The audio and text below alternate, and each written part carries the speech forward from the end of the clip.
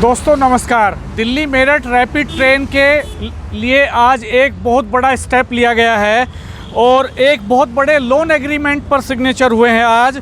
और ये जो कॉरिडोर है दिल्ली से मेरठ का, इसके लिए एशियन डेवलपमेंट बैंक और भारत सरकार के बीच लगभग 500 मिलियन अमेरिकी डॉलर यानी 3750 करोड़ रुपए के एक लोन एग्रीमेंट पर हस्ताक्षर किए गए हैं।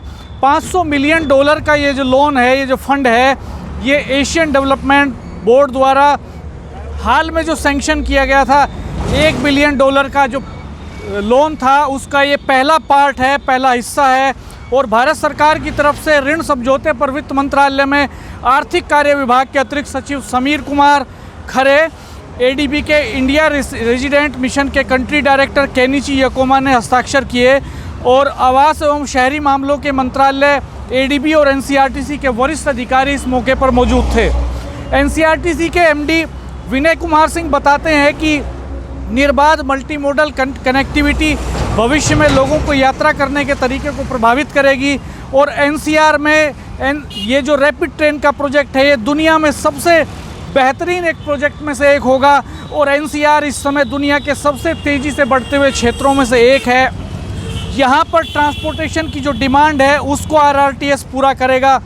और ये high frequency high speed project होगा जो पॉल्यूशन फ्री होगा, किसी तरह का पॉल्यूशन इसमें नहीं होगा, जाम नहीं होगा, ट्रैफिक जाम नहीं होगा, भीड़ भाड़ नहीं रहेगी सड़कों पर। 500 मिलियन डॉलर का, 500 मिलियन अमेरिकी डॉलर का जो ये लोन है, इसका उपयोग एनसीईआरटी के corridor, electrified track, multi modal hub और स्टेशन के निर्माण के लिए किया जाएगा। इनके डिजाइन वरिष्ठ नागरिकों, महिलाओं, बच्चों और दिव्यांगों को ध्यान में रखते हुए तैयार किए जा रहे हैं। आरआरटीएस परियोजना में रैपिड ट्रेन 180 किलोमीटर प्रति घंटा की रफ्तार के लिए डिज़ाइन की जा रही है। ये एवरेज 100 किलोमीटर प्रति घंटा की स्पीड से चलेगी और बहुत आधुनिक ट्रेन होगी ये। जैसे इसमें ETCS लेवल 2 सिग्नलिंग सिस्टम होगा, बैलेस्टलेस ट्रैक होगा और ट्रैक फाइनेंसिंग सिस्टम बहुत बेहतर होगा इसका। और रोलिंग स्टॉक इस्तेमाल किया जाएगा। आरआरटीएस का रोलिंग स्टॉक का निर्माण गुजरात के सांवली में भारत सरकार के मेक इन इंडिया प्रोजेक्ट के तहत किया जा रहा है।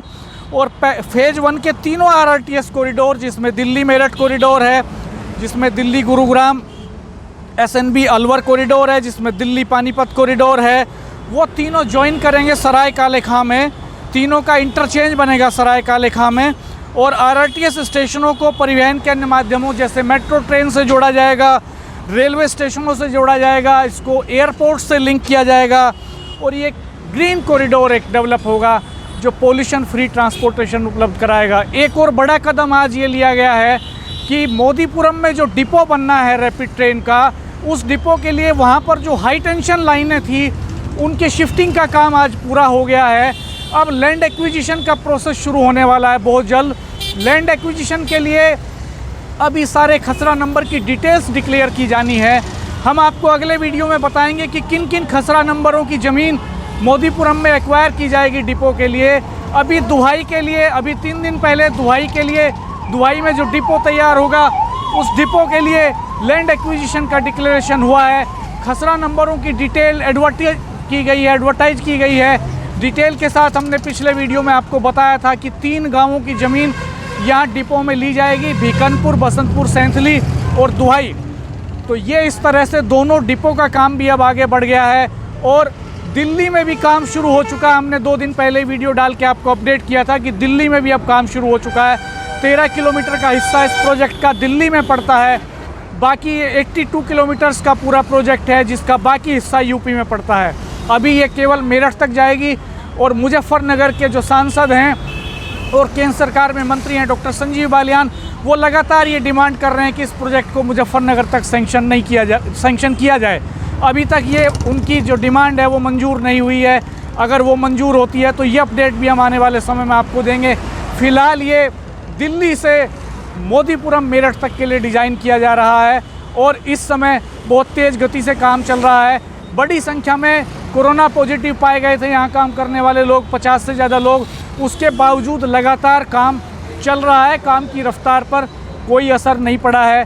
बेहद तकनीकी ढंग से बेहद वेल मैनेज तरीके से NCRTC इस काम को रफ्तार दे रही है, जैसा कि उसका स्लोगन भी है, गति से प्रगति, प्रोग्रेस थ्रू स्पीड।